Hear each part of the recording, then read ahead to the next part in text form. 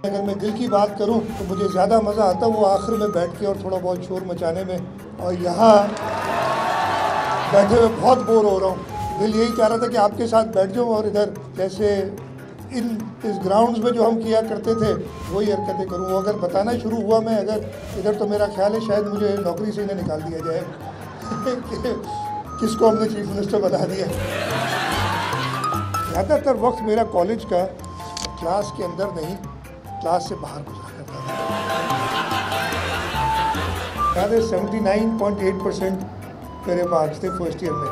तो वो second year जो मैंने इधर गुजारा ना, मैंने बताया कि वो सेकंड ईयर तक मुझे इंडिपेंडेंस मिल गई, गाड़ी मिल गई गाड़ी चलाने के लिए, तो पढ़ाई शायद थोड़ी बैक बर्नर पे चली गई। सारी उम्र वो जिनकी बातें याद रहेंगी इधर की। मैं कुछ तो बता नहीं सकते, मैं इसलिए बताऊँगा ना तो मैं सच्ची कह रहा हूँ मुझे नौकरी से निकाल दिया जाएगा।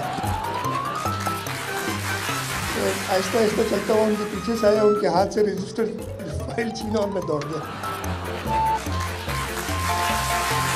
यही कहूँगा यहाँ पे सबसे पहले तालीम हासिल करें, अपने जैसे मैंने किया वैसे ना करें और साथ का एहतराम करें।